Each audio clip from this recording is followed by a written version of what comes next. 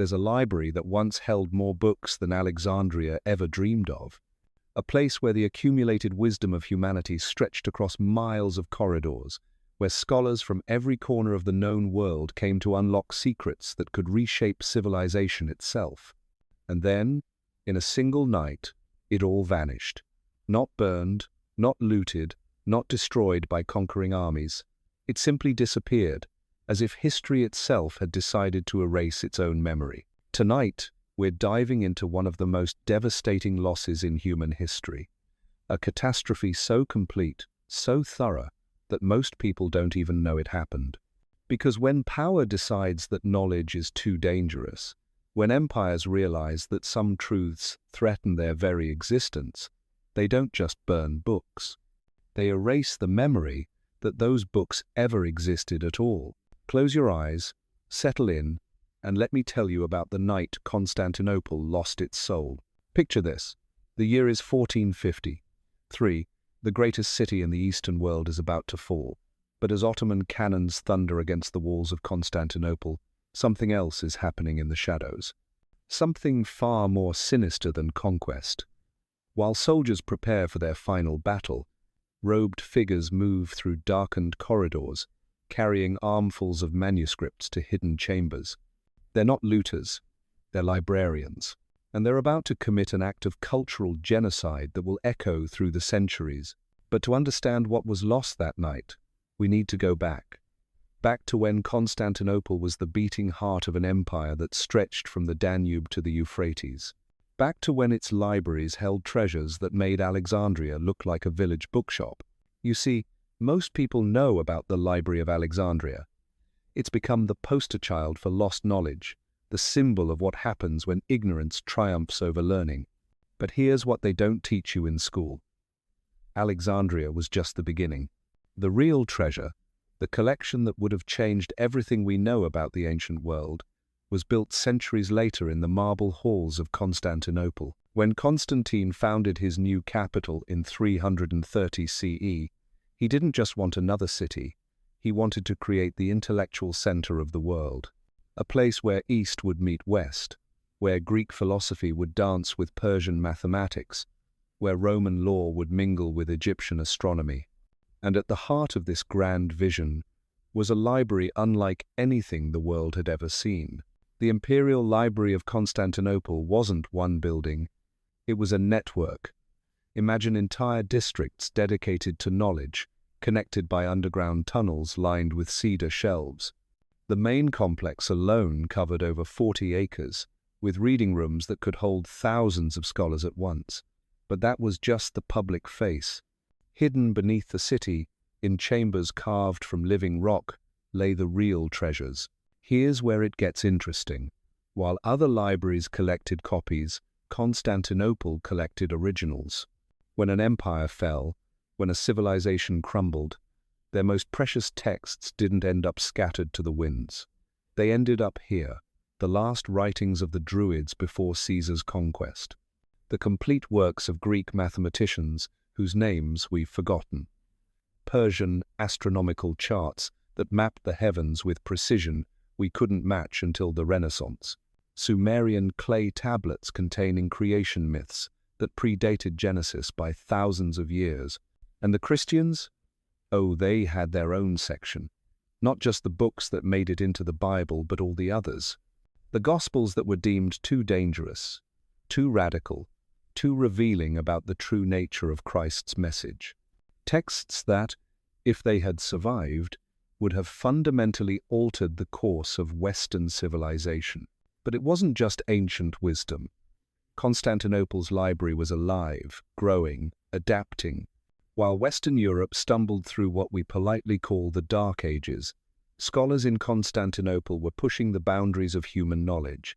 They were translating Sanskrit texts from India, studying Chinese inventions brought by Silk Road merchants, preserving Islamic philosophy from the great libraries of Baghdad before the Mongols burned them down. By the time of its peak, sometime in the 12th century, the Constantinople library system contained an estimated 700,000 individual works.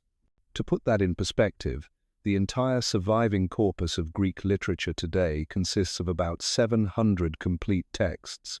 In Constantinople, they had 700,000. We're not talking about a library, we're talking about the memory of humanity itself.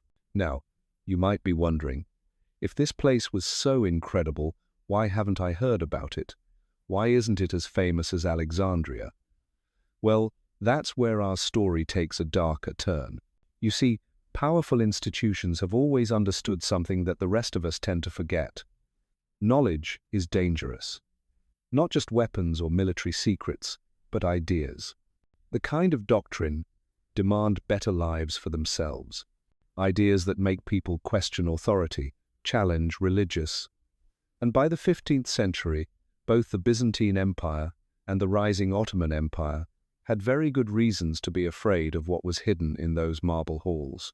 The Byzantines, clinging to the last remnants of their once mighty empire, knew their days were numbered.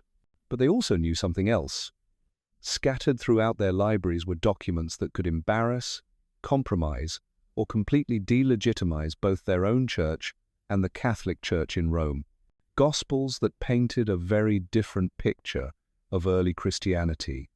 Letters between bishops that revealed corruption going back centuries. Financial records showing how church wealth was accumulated through means that would shock even hardened cynics. The Ottomans, for their part, were facing their own dilemma. They were Islamic conquerors about to take control of the greatest Christian city in the world. The last thing they needed was for scholars to start digging through ancient texts and finding uncomfortable parallels between Islamic and Christian theology, or worse, discovering that both religions had borrowed heavily from much older traditions. So, a deal was struck. Not officially, not in writing, but in the way these things always happen, when empires need to protect themselves from inconvenient truths. The Byzantines would ensure that the most sensitive materials disappeared before the city fell. The Ottomans would look the other way as certain sections of the library were sealed off, buried, or simply removed from existence. But removing 700,000 texts isn't something you do overnight. It requires planning, organization, and most importantly, silence. Which brings us back to that fateful night in May 1453, when the future of human knowledge hung in the balance. As Mehmed II's cannons finally breached the walls of Constantinople, teams of scribes and librarians were working frantically in the depths of the Imperial Library. Some were creating lists, cataloguing what needed to be saved and what needed to disappear. Others were carefully wrapping the most precious manuscripts in oiled cloth, preparing them for a journey to hiding places that had been prepared years in advance. But the majority were doing something far more sinister. They were burning, not everything, not randomly, but systematically, methodically. They had lists.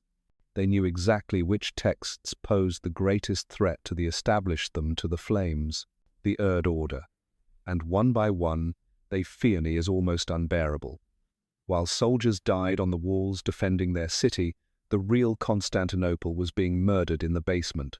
Not by enemy action, not by the chaos of war, but by the calculated decision that some knowledge was too dangerous to survive. By dawn, when the Ottoman flags flew over Hagia Sophia, it was done.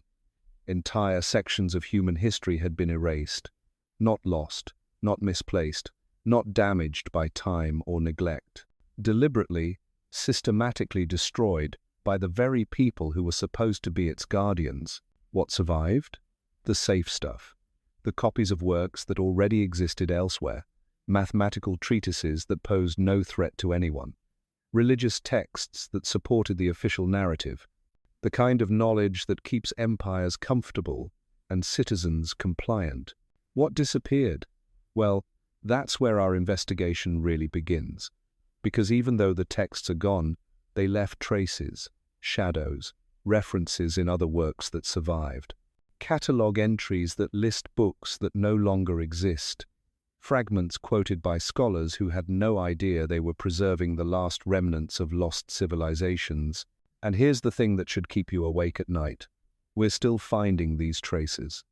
Modern scholars, working with digital analysis and pattern recognition, are discovering that the medieval world knew things we've forgotten, had access to sources we've never seen, built upon foundations of knowledge that were deliberately demolished. Take mathematics, for instance.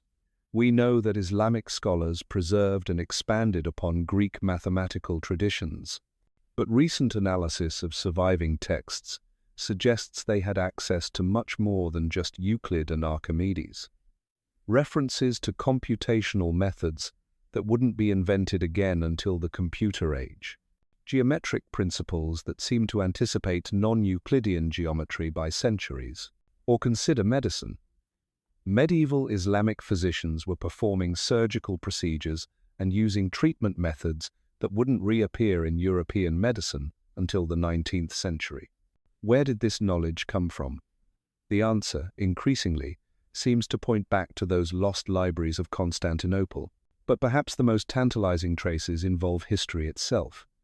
Chroniclers working before 1453 occasionally reference sources that provide radically different accounts of major events, alternative versions of the Crusades, different perspectives on the fall of Rome, accounts of civilizations that official history has simply forgotten.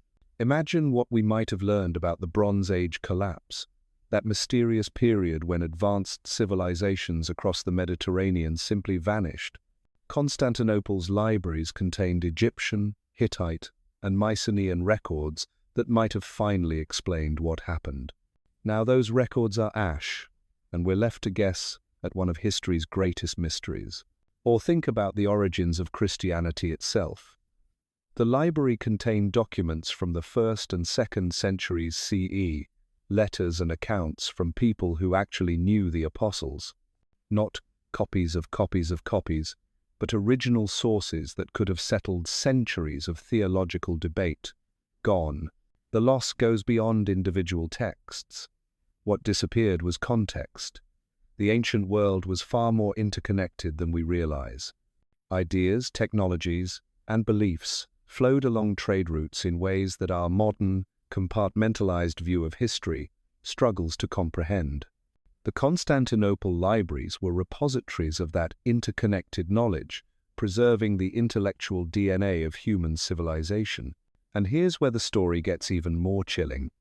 Because the destruction of Constantinople's libraries wasn't just about removing dangerous knowledge, it was about creating a new version of the past, a sanitized, manageable version that would serve the needs of the emerging world order. You see, by the 15th century, both Christian and Islamic powers had realized something terrifying. The ancient world was far more sophisticated, far more diverse, far more threatening to their authority than they had ever admitted. The texts in Constantinople didn't just preserve knowledge, they preserved alternatives. Different ways of thinking about God, about power, about the nature of reality itself. Consider this. What if the Library of Constantinople contained complete records of the Persian Empire's religious practices learned in school, but the complex, not the simplified version nuanced spiritual traditions that influenced everyone from the Greeks to the early Christians? What if those records showed that many of the ideas we consider uniquely Christian or Islamic were actually borrowed, adapted, refined from much older sources? That kind of information doesn't just embarrass religious authorities, it undermines their entire claim to divine revelation. If your sacred truth turns out to be a remix of someone else's sacred truth, what happens to your authority? What happens to your empire? So they made a choice. They chose control over knowledge, certainty over complexity, power over truth. But here's what they didn't count on. Truth has a way of surviving, even when you think you've killed it completely, because human beings are natural storytellers, natural preservers of memory. And sometimes, in the most unexpected places, fragments of the lost world resurface. In 1967, a construction crew working on a new hotel in Istanbul broke through a basement wall and found something extraordinary. A hidden chamber, sealed for centuries, containing dozens of manuscript fragments. Most were too damaged to read, destroyed by centuries of moisture and neglect. but a few were salvageable. And what they contained changed everything we thought we knew about medieval astronomy. These weren't Islamic or Christian texts. They were something older, written in a mixture of Greek and what appeared to be a previously unknown script. The astronomical calculations they contained were more advanced than anything Europeans would century. They described celeste develop until the 16-isle mechanics with a precision that wouldn't be matched until Kepler. They referenced star charts that mapped constellations with mathematical accuracy that modern computers have verified as correct. Where did this knowledge come from? The fragments contained tantalizing clues, references to the great collection in the Eastern Palace. Mentions of scholars traveling from the land of the Ganges and the western islands beyond the Pillars. This wasn't just Byzantine knowledge. This was something much bigger, much older, much more connected than anyone had imagined. And this was just one small chamber, probably used for storing overflow from the main collections. If these fragments represented the scraps, the marginalia, the forgotten overflow, what must the main libraries have contained? The authorities, of course, moved quickly to control the discovery. The fragments were classified, removed to secure facilities, studied only by approved scholars who signed confidentiality agreements. The official story was that they represented minor astronomical texts of limited historical significance. The hotel was built on schedule. The chamber was filled with concrete, nothing to see here. But word had already leaked. Scholars around the world began comparing notes, sharing photocopies, asking uncomfortable questions, and slowly a pattern began to emerge. Similar fragments had been turning up for decades, always in the same geographical area, always with the same characteristics, always quickly suppressed, classified, or explained away. A pattern that suggested the Great Library hadn't been completely destroyed after all. Think about it logically. You're a librarian in 1453, and you know your world is ending. You have months, maybe years to prepare. You know that some of your collection has to disappear to satisfy political necessity, but you also know that you're the guardian of humanity's memory. What do? You make copies, you hide originals, you create a network of secret repositories scattered across the city, maybe across the empire. You don't put all your eggs in one basket, because you know that someday, when the political climate changes, when the danger passes, someone will need to reconstruct what was lost, and you leave clues. Subtle references in the manuscripts you allow to survive. Coded messages in seemingly innocent texts. A trail of breadcrumbs for future generations to follow when they're ready to handle the truth. This isn't speculation. We have evidence that Byzantine scholars were doing exactly this in the decades leading up to the fall. Manuscript copies with unusual watermarks, suggesting they were made on special paper reserved for long-term storage. References in surviving texts to the hidden collection and the preserved wisdom. Architectural anomalies in buildings constructed during the final century of the empire, suggesting hidden chambers designed for specific purposes. The Ottoman authorities weren't stupid.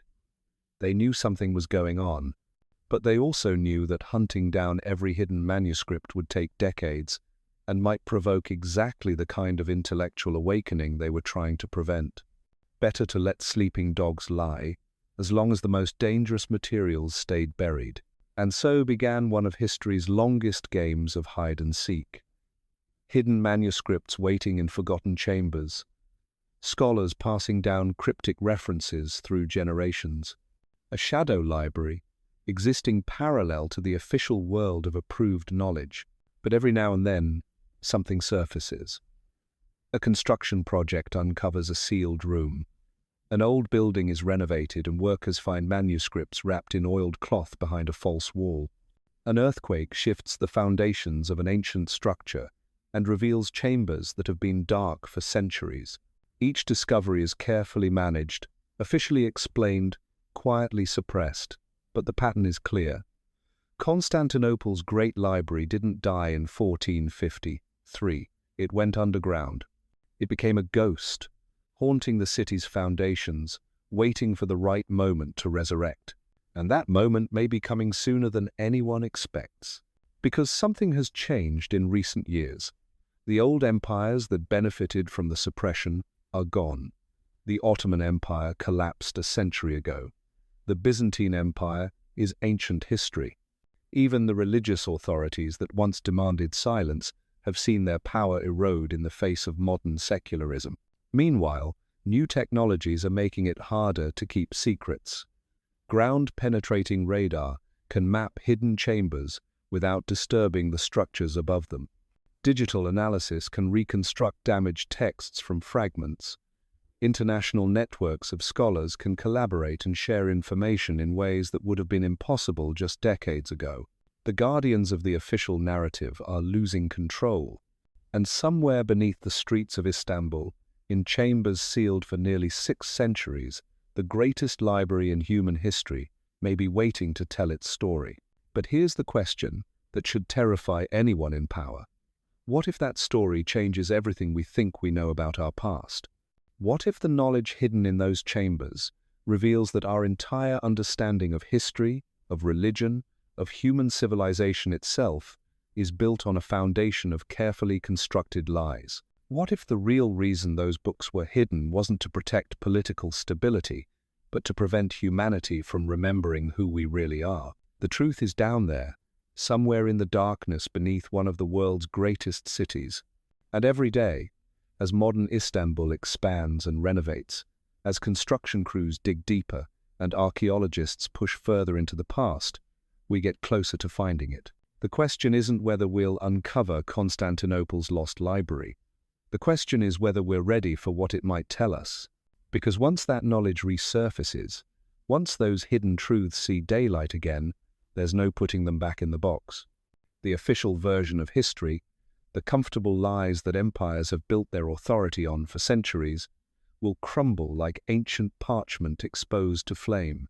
And in the ashes of those lies, we might finally discover what it really means to be human. The first modern expedition to systematically search for Constantinople's hidden archives began in 1923, just months after the fall of the Ottoman Empire. Led by a British archaeologist named Dr. Margaret Whitfield, the team had unprecedented access to areas of Istanbul that had been off-limits for centuries. What they found in those first few weeks should have rewritten every history textbook in the world.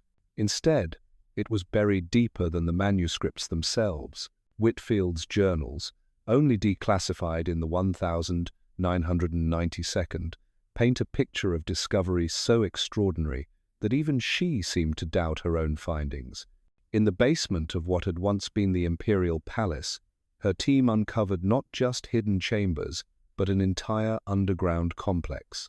Miles of corridors lined with empty shelves, their cedar wood still fragrant after 5 centuries in darkness. Stone reading tables carved with symbols that matched no known Byzantine script. And most remarkably, a system of pneumatic tubes that connected different sections of the underground network. This wasn't just a library, it was a machine for processing and preserving knowledge on an industrial scale. But here's where Whitfield's account takes a disturbing turn. On their 7th day of exploration, the team found a chamber that was different from the others. Instead of empty shelves, this room contained what she described as archives of the archive. Thousands of catalogue cards, written in multiple languages, listing the contents of the collection with obsessive detail. Title, author, language, subject matter, acquisition date, storage location, a complete inventory of humanity's lost memory. According to these cards, the library had contained works by over 12,000 individual authors, many of whose names appear nowhere in surviving historical records. Complete philosophical schools that had vanished without trace. Scientific treatises that seemed to describe technologies centuries ahead of their time. Historical chronicles that documented civilizations we've never heard of, that made no, and then there were the cards sense at all. Works attributed to authors who supposedly lived centuries apart, but were catalogued as if they were contemporaries. Mathematical texts that referenced number systems that wouldn't be invented until the modern era. medical treatises describing surgical procedures using instruments that sounded suspiciously like modern surgical tools. Whitfield's team spent 3 weeks photographing these catalogue cards, creating what should have been the roadmap to the greatest archaeological discovery in human history. They documented over 50,000 individual entries before Turkish authorities suddenly revoked their excavation permits and sealed the site. The official reason was structural instability. The real reason became clear when Whitfield tried to publish her findings. Every academic journal rejected her work. Her university suspended her. Her funding disappeared. And most tellingly, every single photograph her team had taken of the catalogue cards came back from the developing lab completely blank, as if the film had been deliberately exposed to light. Whitfield spent the rest of her life trying to reconstruct what she had seen from memory. Her private notes, discovered after her death in 1967, reveal the true scope of what was lost. She had memorized dozens of catalogue entries, and each one painted a picture of human knowledge that was far more advanced, far more interconnected, and far more dangerous than anyone wanted to admit. Consider this entry, which she recorded verbatim. Apollodorus of Damascus, on the measurement of earthly distances using celestial bodies. Greek with Babylonian annotations. Acquired year 847 of the city. Location, Eastern Wing, Section 12, Shelf 7. Now, Apollodorus was a real person, the architect who built Trajan's column. But year 847 of the city corresponds to 94 CE, and the catalogue entry suggests he wrote advanced astronomical texts that we've never heard of. Moreover, the Babylonian annotations imply that Greek and Mesopotamian scholars were collaborating on astronomical research centuries before historians believed such collaboration was possible. Or this one, Hypatia of Alexandria, complete works in 27 volumes. Greek with mathematical diagrams, acquired year 1168, of the city, location, southern vault, chamber 3. We know Hypatia existed, and we know she was brilliant, but today we have exactly 0 complete works by her. According to this catalogue card, Constantinople's library contained not just her writings, but 27 volumes of them. But the most disturbing entries were the ones that seemed to describe authors who shouldn't have existed at all. Liu Wei of Chang'an, Treatise on Western Mathematics, Chinese with Greek translation, acquired year 1203 of the city. Chinese scholars weren't supposed to be studying Greek mathematics in the 5th century CE. The Silk Road existed, yes, but the level of intellectual exchange this entry implies goes far beyond what mainstream history accepts as possible. And then there were the entries that defied explanation entirely. The Chronicle of the Copper Scrolls, author unknown, Hebrew with Aramaic commentary, subject. The True History of the Temple Treasures, acquired year 1156 of the city. This sounds suspiciously like a reference to the Dead Sea Scrolls, which weren't discovered until 1947. How could Byzantine librarians in the 12th century have possessed Hebrew scrolls describing temple treasures? Whitfield became obsessed with these anomalies. Her notes show her trying to piece together a timeline that made sense, a way to reconcile what she had seen with accepted historical knowledge. But the more she analyzed the catalogue entries, the more she realized that our entire understanding of ancient and medieval history might be fundamentally flawed. The catalogue cards suggested that the ancient world was far more connected than we realize. Chinese scholars studying in Alexandria, Indian mathematicians collaborating with Greek philosophers, Persian astronomers sharing observations with Mayan calculators, not occasionally, not as rare exceptions, but routinely, systematically, as if there had been a global network of knowledge exchange that operated for centuries. If that's true, if human civilization was once far more interconnected and sophisticated than we've been taught, then why don't we know about it? Why do our history books present ancient cultures as isolated, primitive, struggling to develop basic technologies independently? The answer, Whitfield concluded, was that someone had deliberately obscured this history, not just the Byzantines and Ottomans who destroyed the library, but a much longer, more systematic campaign to rewrite the human story, to make us forget what we once were capable of. Her final notes, written just weeks before her death, contain a chilling observation. They didn't just burn books, they burned the memory of what books could contain. They made us believe that ancient people were primitive, isolated, incapable of the kind of collaboration and innovation that the catalogue cards clearly document. They made us forget that we once knew how to work together across cultures, across continents, across centuries. But Whitfield wasn't the only one asking these questions. In the decades following her death, a small network of researchers began following the trail she had blazed. They called themselves the Constantinopolitans, and they were convinced that fragments of the lost library were still out there, waiting to be found. Their methods were necessarily clandestine. Official archaeological channels had been permanently closed to this line of inquiry. But construction in modern Istanbul never stops, and construction crews occasionally find things they're not supposed to find. A word in the right ear, a small payment to the right person, and fragments of the past could be quietly photographed before disappearing into official custody. What they found confirmed Whitfield's suspicions and raised even more disturbing questions. Manuscript fragments describing technologies that sound suspiciously modern. References to flying machines and far-seeing devices and engines that harness the power of splitting atoms. Medical texts that discuss germs and contagion centuries before the germ theory was supposedly developed. Mathematical proofs that wouldn't be rediscovered until the computer age. Each fragment was small, incomplete, tantalizing, but taken together, they painted a picture of human knowledge that had once reached heights we're only now beginning to approach again. And here's where the story takes its most disturbing turn.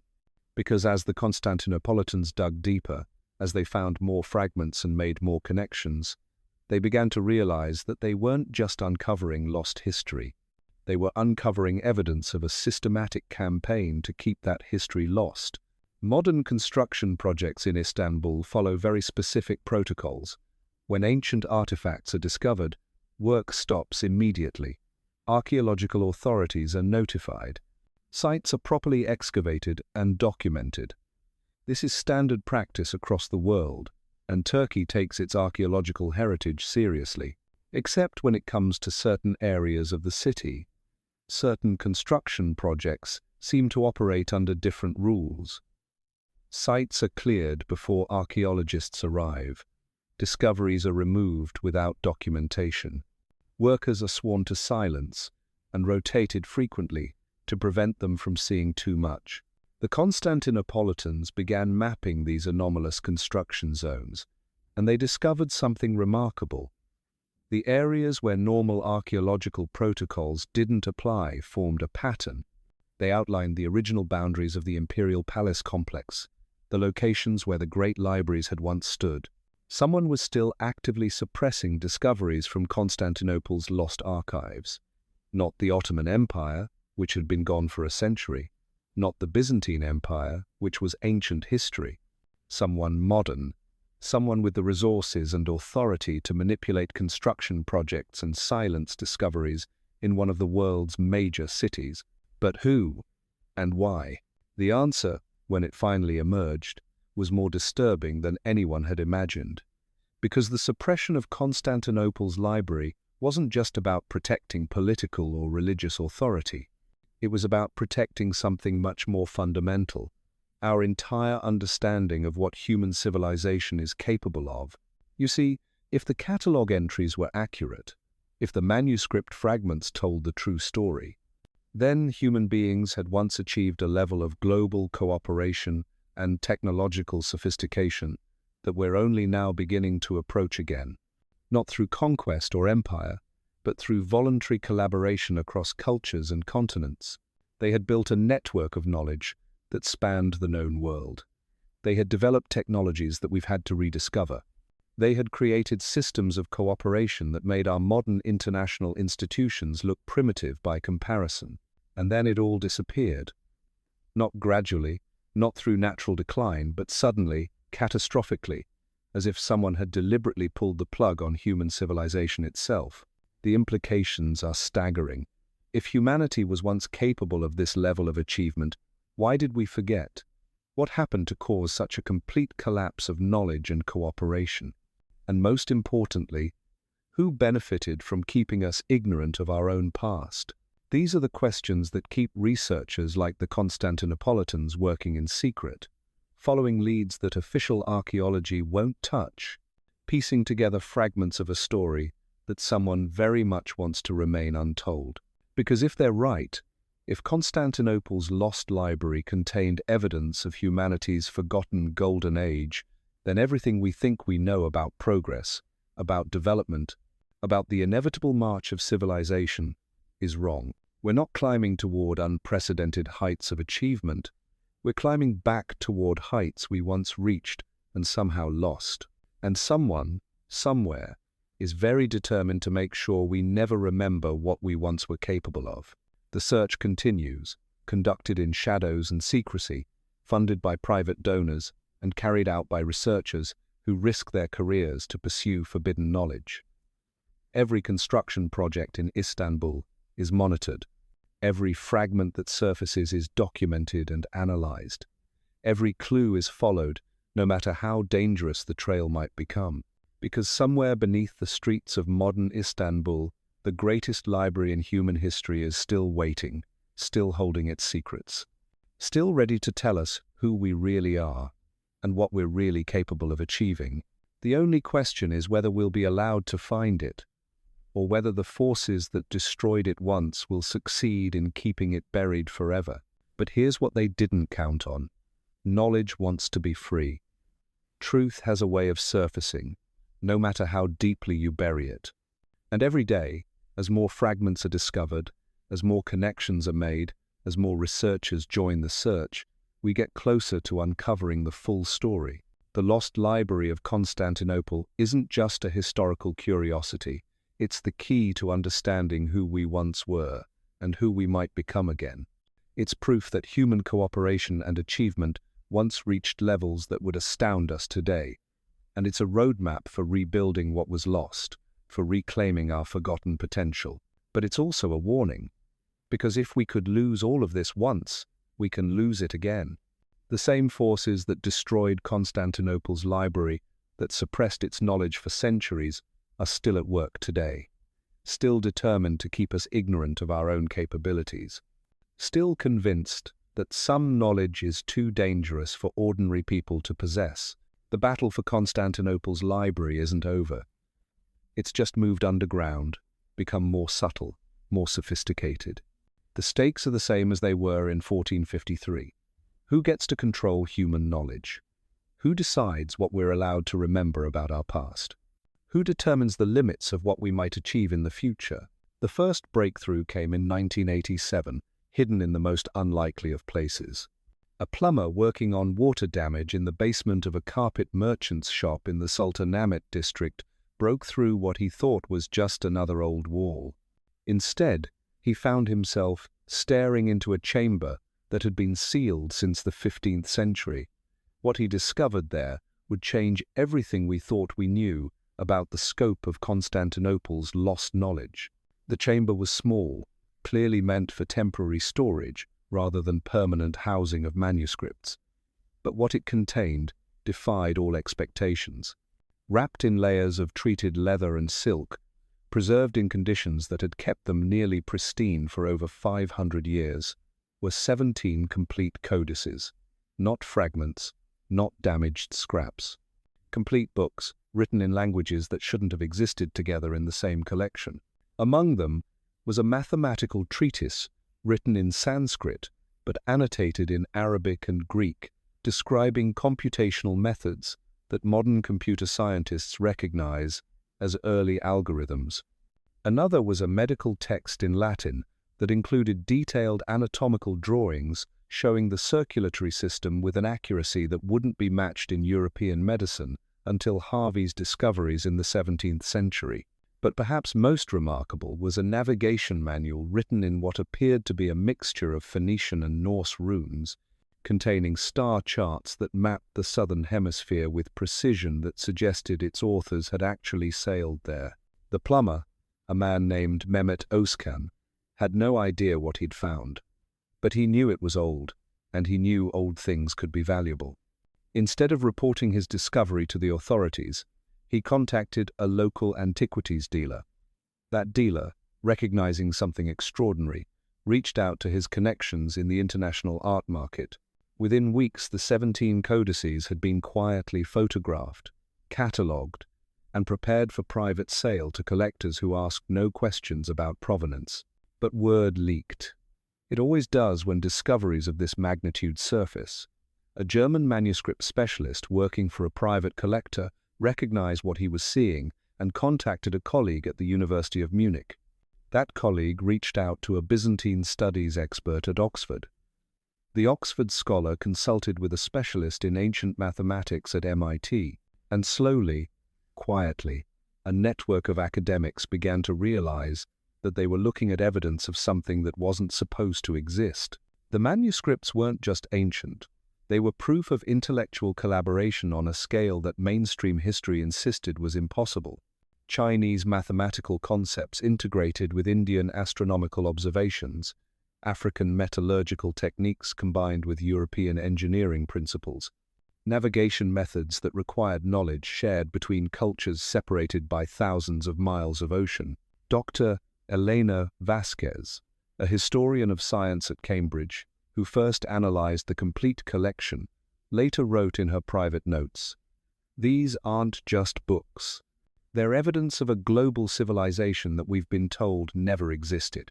The level of intellectual integration they represent suggests not just trade contacts, but sustained scholarly exchange between cultures we thought were isolated from each other." But Vasquez never published her findings. Before she could complete her analysis, the manuscripts vanished. The antiquities dealer claimed they had been repatriated to their country of origin. The private collector insisted he had never seen them. The photographs disappeared from university servers. The copies that had been made were mysteriously corrupted or lost. Mehmet Özkan, the plumber who had discovered them, was found dead in his apartment 3 weeks later. The official cause was a heart attack. He was 34 years old, with no history of heart problems. The pattern was becoming clear. Discoveries that challenged the accepted narrative of human history didn't just disappear through bureaucratic incompetence or academic politics. They were being actively suppressed by forces with the resources and reach to operate across international boundaries. But the Özkan discovery had revealed something crucial. The manuscripts weren't all gone.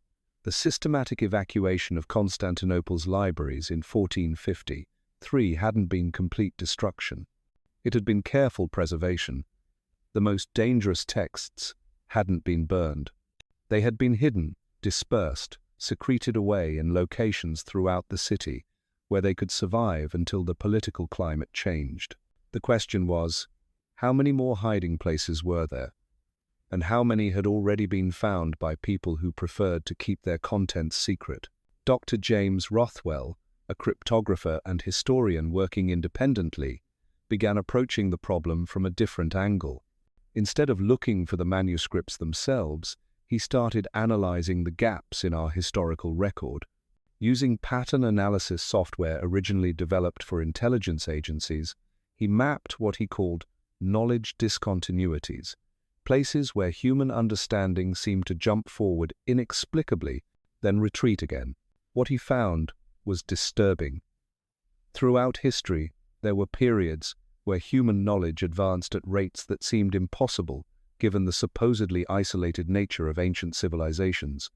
The classical period of Greece and Rome, the Islamic Golden Age, the Italian Renaissance, each represented a sudden flowering of learning that historians typically attribute to the rediscovery of ancient texts or cross-cultural contact. But Rothwell's analysis suggested something different. The pattern of advancement was too consistent, too widespread, too sophisticated to be explained by lucky rediscoveries or occasional cultural exchange. It looked more like the systematic release of knowledge from a preserved archive, as if someone, somewhere, was carefully managing the flow of human learning, releasing advanced concepts only when the political and social conditions were right.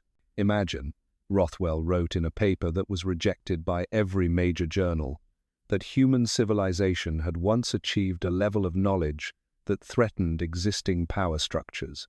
The complete destruction of that knowledge would be too risky. You might need it later, but allowing it to remain freely available would be politically unacceptable. The solution would be controlled release. Preserve the knowledge in secret archives, but only allow portions of it to resurface when it serves your purposes. The implications were staggering. If Rothwell was right, then the entire narrative of human progress was a carefully constructed illusion.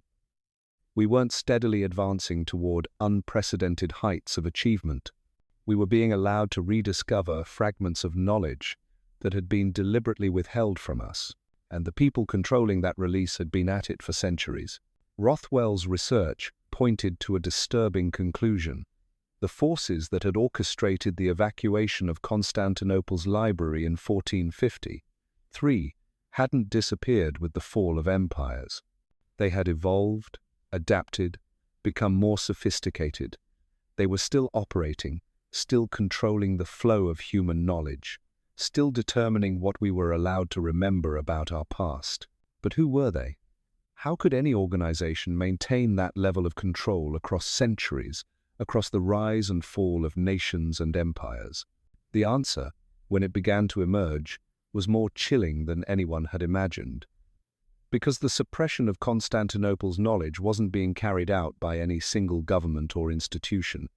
It was being managed by a network of individuals and organizations that transcended national boundaries, that operated within existing power structures while maintaining their own separate agenda. They weren't conquerors or tyrants in the traditional sense. They were librarians, curators of human knowledge, who had appointed themselves as the guardians of what humanity was allowed to know. They preserved dangerous knowledge not to destroy it, but to control it, to release it only when it served their vision of proper human development. In their view, they weren't suppressing human potential. They were managing it responsibly, preventing humanity from advancing too quickly, from developing technologies or insights that might destabilize the careful balance of power that kept civilization functioning. But their definition of functioning didn't necessarily align with humanity's best interests, because while they preserved knowledge, they also preserved hierarchy. While they prevented chaos, they also prevented revolution. While they maintained stability, they also maintained inequality. The lost Library of Constantinople wasn't just an archive of ancient wisdom. It was the headquarters of a shadow government that had been shaping human development for over a millennium, and its influence hadn't ended when the physical library was evacuated. It had simply moved underground, become more subtle, more pervasive. Today, that network still exists. Its members occupy positions in major universities, government agencies, international organizations, and private foundations. They don't meet in secret ceremonies or issue dramatic proclamations. They simply make quiet decisions about research funding, publication standards, academic careers, and public policy. Decisions that collectively determine what kinds of knowledge are pursued, what discoveries are publicized, and what questions are considered acceptable to ask.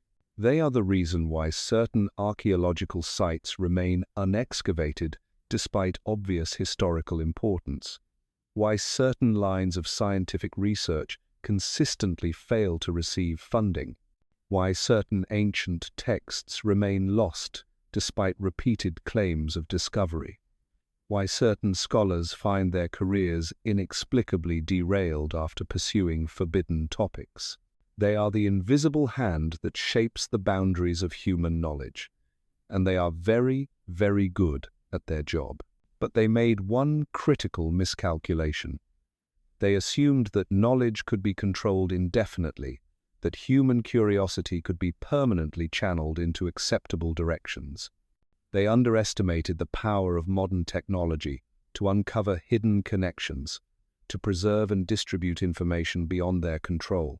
The internet, digital photography, satellite imaging, ground-penetrating radar, DNA analysis, computer pattern recognition, all of these tools have made their traditional methods of suppression less effective.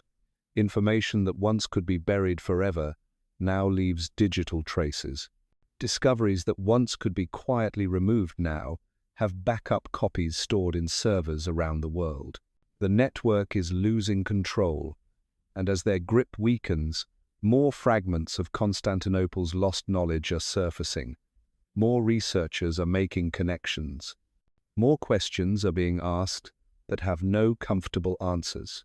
The race is on.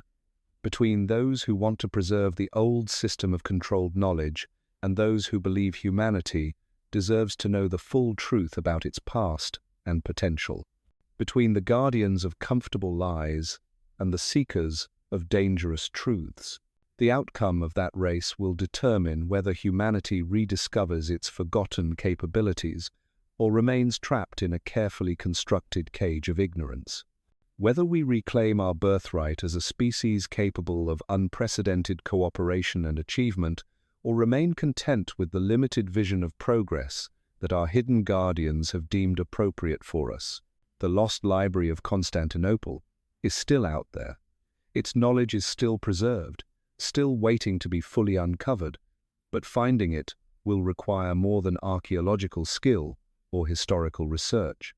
It will require the courage to question everything we've been taught about human limitations, the willingness to consider that our entire understanding of civilization might be fundamentally wrong, and most importantly, it will require accepting that some people, somewhere, have been lying to us about who we are and what we're capable of becoming. The truth is buried beneath Istanbul, scattered across the world in hidden archives, encoded in fragments that surface periodically only to disappear again. But it's also encoded in us, in our capacity for cooperation and discovery that no amount of suppression has been able to completely eliminate. Every time someone asks a question that challenges official narratives, every time a researcher pursues forbidden knowledge despite professional risks, every time ordinary people refuse to accept that their curiosity should have limits, they are continuing the work of Constantinople's librarians. They are keeping alive the memory of what human civilization once achieved. And perhaps, if we're brave enough to follow their example, they are showing us the path to achieving it again. The story of Constantinople's lost library isn't over. It's just waiting for us to write the next chapter. But in 2019, something changed that forced their hand. A construction project for a new hotel in the Eminönü district uncovered something they couldn't quickly suppress. Not because the discovery was too large, but because it was too public. The excavator operator, a man named Kemal Durmuş, was live streaming his work on social media. When his bucket broke through into a hidden chamber, thousands of viewers watched in real time as he descended into what appeared to be an intact medieval scriptorium. The chamber was different from previous discoveries. This wasn't a storage room or overflow space. This was a working library, preserved exactly as it had been abandoned in May 1453. Desks still held partially completed manuscripts. Inkwells contained dried pigments that could still be reconstituted. Copying stands were arranged in precise rows, each positioned to catch the light from oil lamps whose wicks had burned down to nothing centuries ago. But most remarkably, the scribes had left behind their work logs. Daily records of what they had been copying, in what quantities, and where the finished copies were being sent. These weren't just random preservation efforts. They were systematic reproduction campaigns, creating multiple copies of specific texts and distributing them to locations across the known world. The logs revealed something extraordinary. The evacuation of Constantinople's library hadn't been a panicked, last-minute effort to save what they could. It had been a carefully planned operation that had been running for decades. Beginning in the 1392, as Ottoman pressure on the city increased, Byzantine scholars had begun what they called the Great Dispersal. They weren't just hiding books. They were creating a distributed backup system for human knowledge that spanned 3 continents. Copies of the most important texts were being sent to monasteries in Ireland, libraries in Timbuktu, scholarly centers in India, and even to newly established universities in the Americas. Each location received different portions of the collection, ensuring that no single catastrophe could destroy the complete archive. It was a medieval version of cloud storage, designed to preserve human knowledge even if the civilization that created it disappeared entirely. The work logs contained shipping records that read like a treasure map. Aristotle's complete works, 47 volumes, dispatched to the Brothers of St. Columba, Western Isle. Persian astronomical charts, 12 rolls, sent to the House of Wisdom, Timbuktu. Chinese mathematical treatises with Greek commentary, 23 codices, delivered to the monastery of St. Thomas, Mylapore. Each entry was coded with symbols that appeared to indicate not just the destination, but the specific hiding place within each location. Hidden chambers in monastery walls, sealed vaults beneath library floors, concealed rooms behind false walls in private homes. The Byzantine scholars had created a global network of secret repositories, each holding pieces of the puzzle that was human knowledge. But here's where the story takes another dark turn. Because as researchers began trying to trace these locations, they discovered that most of them had experienced mysterious disasters over the centuries. Fires that consumed only the libraries while leaving surrounding buildings untouched. Floods that seemed to target only the areas where manuscripts were stored. Earthquakes that caused collapses in very specific, very suspicious locations. The monastery of St. Thomas in Mylapore, India, burned to the ground in 1547, just 94 years after receiving its shipment from Constantinople. Local records describe the fire as unnatural, spreading too quickly and burning too hot to be accidental. The Brothers of St. Columba in Ireland suffered a similar fate in 1592. The House of Wisdom in Timbuktu was sacked by invaders in 1591, who seemed to know exactly where the most valuable manuscripts were hidden. The pattern was unmistakable. Someone had been systematically tracking down and destroying the dispersed remnants of Constantinople's library. Not immediately after the city fell, but gradually, methodically over the course of centuries, as if they had accessed same shipping to the records that researchers were now trying to decode. Dr. Sarah Chen, a digital archaeologist working with pattern recognition software, identified what she called the elimination protocol. Every repository mentioned in the Constantinople work logs had suffered a catastrophic loss within 200 years of receiving its shipment. The probability of this being coincidental was essentially zero. Someone had been hunting down these hidden archives with systematic precision, but they hadn't found them all. The work logs mentioned over 300 separate shipments to locations across the globe. Only about 60% of those locations could be definitively confirmed as destroyed. The others had either been lost to normal historical processes or were still out there, waiting to be rediscovered. Chen's analysis identified several repositories that should still exist. A monastery in the Himalayas that on the nature of time had received texts and space. A hidden chamber beneath a mosque in Cordoba that supposedly contained the complete works of the Alexandrian mathematicians. A private library in a merchant's house in Genoa that had been entrusted with chronicles of the Western voyages, but when research teams tried to investigate these locations, they encountered the same obstacles that had plagued manuscript hunters for decades. Access denied by local authorities. Sites declared off-limits for religious reasons, or structural instability. Researchers who pressed too hard finding their visas revoked, or their funding mysteriously withdrawn. The network was still active, still protecting their secrets, still ensuring that humanity's lost knowledge remained lost.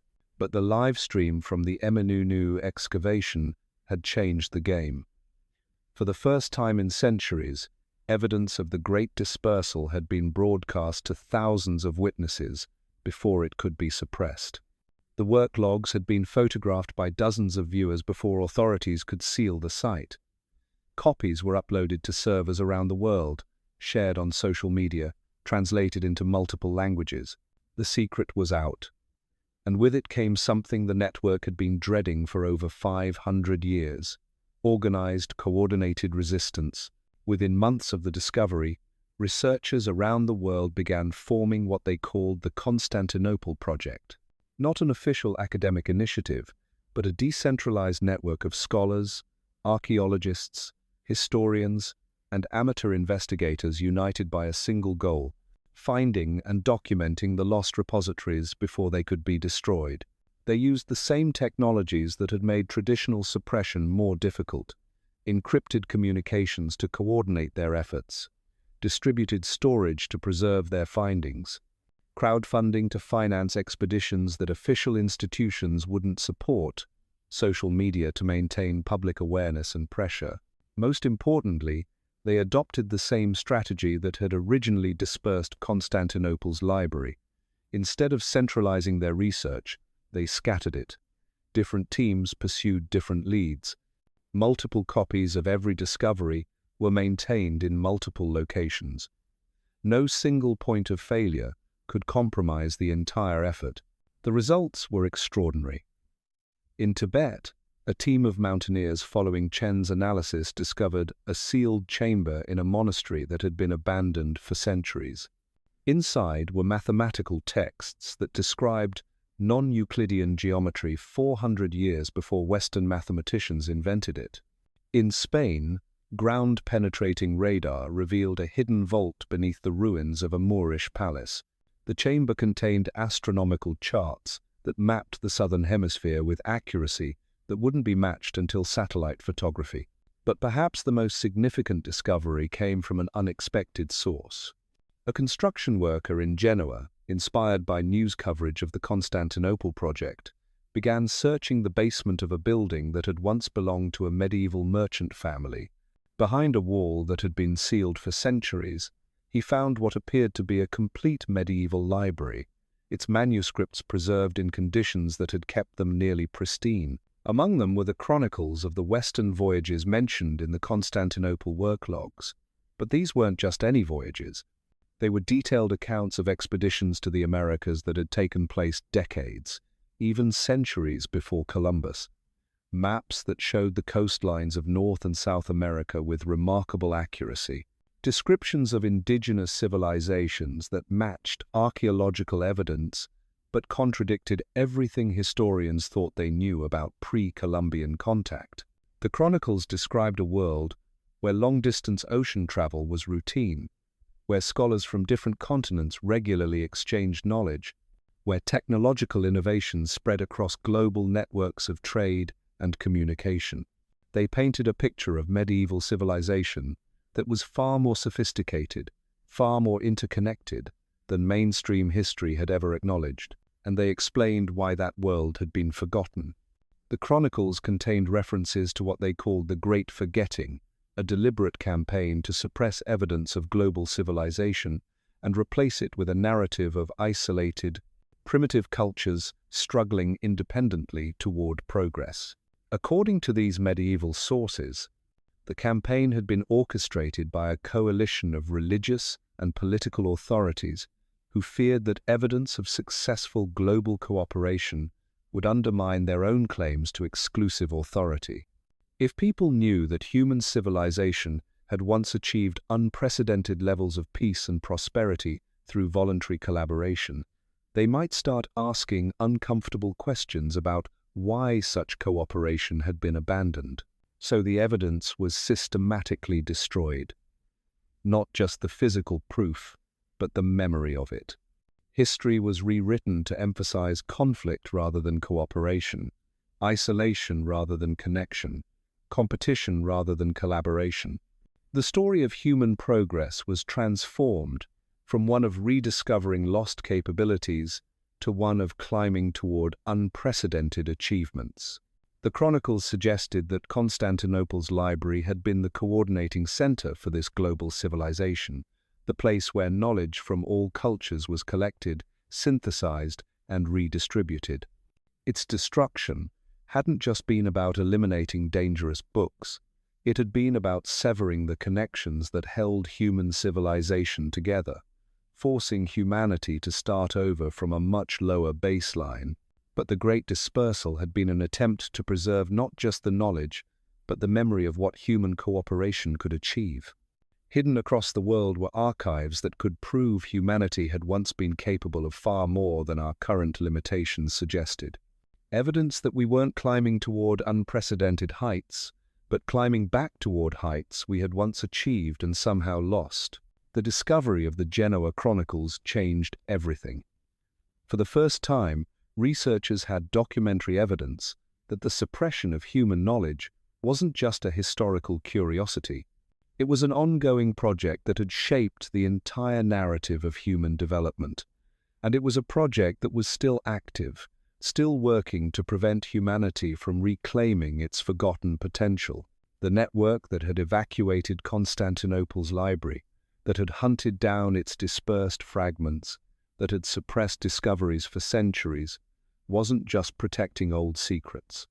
They were protecting a system of control that depended on human ignorance of our own capabilities, but their system was breaking down. The digital age had made their traditional methods of suppression less effective. The Constantinople project had created a new model for preserving and sharing dangerous knowledge. And, most importantly, a growing number of people were beginning to ask the questions that the network had spent centuries preventing anyone from asking. Who decided what we were allowed to know about our past? Who determined the limits of human potential? Who benefited from keeping us ignorant of what we had once achieved? The answers were still hidden in the scattered remnants of Constantinople's great library. But for the first time in 5 centuries, those answers were beginning to surface. The truth was emerging from the shadows where it had been imprisoned for so long. And once that truth was fully revealed, the world would never be the same again, because the lost library of Constantinople wasn't just a collection of old books. It was proof that humanity was capable of far more than we had been led to believe. It was evidence that our current limitations weren't natural or inevitable, but artificially imposed by those who feared what we might accomplish if we remembered who we really were. The race was on to uncover that evidence before it could be destroyed forever. But for the first time in centuries, the forces of knowledge were winning. The truth, when it finally began to emerge, was more extraordinary than even the most optimistic researchers had dared to hope, but it was also more dangerous than anyone had imagined. Because what the Constantinople project was uncovering wasn't just evidence of a lost golden age, it was proof that humanity had been deliberately kept from reclaiming that golden age for over 5 centuries. The breakthrough came from an unexpected source. Dr. Maria Santos, a linguist specializing in medieval codes, noticed something peculiar about the shipping records found in the Eminonu scriptorium. The symbols used to mark destinations weren't random. They followed a pattern, a mathematical sequence that seemed to encode not just locations, but timing, as if the Great Dispersal had been designed not just to preserve knowledge, but to release it according to a predetermined schedule. Working with cryptographers and computer specialists, Santos began to decode what she called the resurrection protocol. The Byzantine scholars hadn't just scattered their archives randomly across the globe. They had created a time-release system designed to allow the hidden knowledge to resurface gradually as humanity developed the technological and social capacity to handle it. The protocol was ingenious in its simplicity. Each repository had been designed with specific environmental triggers that would cause its concealment to fail at predetermined intervals. Stone seals that would crack after precisely calculated periods of weathering. Wooden barriers treated with substances that would decay at known rates. Even the locations themselves had been chosen for geological instability that would eventually reveal hidden chambers. But the protocol had been disrupted. The systematic destruction of repositories over the centuries hadn't been random persecution. It had been a coordinated effort to prevent the resurrection protocol from functioning as designed. Someone had gained access to the same mathematical keys that governed the timing of revelations, and they were using that knowledge to hunt down and destroy archives just before they were meant to be discovered. The implications were staggering. For 5 centuries, humanity had been living in an artificially extended dark age, not because we lacked the capacity for advancement, but because we were being systematically prevented from accessing the knowledge that would accelerate our development. Every time we were supposed to rediscover lost capabilities, those capabilities were destroyed before we could find them. But the digital age had disrupted the hunter's advantage. Pattern recognition software could identify probable repository locations faster than physical teams could reach them. Satellite imaging could detect structural anomalies that might indicate hidden chambers. Most importantly, crowdsourced research could pursue dozens of leads simultaneously, making it impossible for any centralized suppression effort to keep up. The race intensified. Across 6 continents, teams of researchers, amateur historians, and citizen archaeologists began following leads generated by Santos's resurrection protocol analysis. In Peru, drone surveys identified an anomalous structure buried beneath centuries of jungle growth. In Scotland, ground-penetrating radar revealed chambers beneath a ruined castle that matched descriptions from the Constantinople shipping logs. In Egypt, thermal imaging detected hollow spaces within what appeared to be solid stone walls of an ancient monastery. Each discovery revealed the same pattern: advanced knowledge that shouldn't have existed when it was supposedly created, evidence of global cooperation that mainstream history insisted was impossible, proof that human civilization had once operated at levels of sophistication that we were only now beginning to approach again. But as the discoveries multiplied, so did the resistance. Research teams found their equipment mysteriously malfunctioning. Satellite time for imaging suspected sites became inexplicably unavailable. Drone flights over promising locations were grounded by sudden regulatory changes. Government officials who had been supportive of archaeological research abruptly reversed their positions. The network was fighting back, using every tool at their disposal to prevent the resurrection protocol from completing its 5-century mission. They were no longer just suppressing individual discoveries. They were trying to prevent the pattern itself from becoming visible, because once enough pieces of the puzzle were assembled, once the full scope of humanity's lost capabilities became clear, their entire system of control would collapse. People would realize that the limitations they had accepted as natural were actually artificial, that the slow pace of human progress wasn't inevitable, but imposed, that we were capable of far more than we had been allowed to believe. The final confrontation was inevitable, between those who had appointed themselves guardians of human ignorance and those who believed humanity deserved to know the truth about its own potential, between the preservers of comfortable lies and the seekers of dangerous knowledge. And so, the battle for humanity's memory continues beneath our feet, in server farms around the world, in the minds of researchers who risk everything to pursue forbidden questions. The lost Library of Constantinople wasn't just destroyed in 1453. It was scattered, hidden, waiting for a generation brave enough to piece together the fragments of who we really are. Each discovery brings us closer to a truth that some have spent centuries trying to bury, that human civilization once achieved heights we're only now beginning to remember. The question isn't whether we'll uncover our forgotten past. The question is whether we're ready to reclaim our future.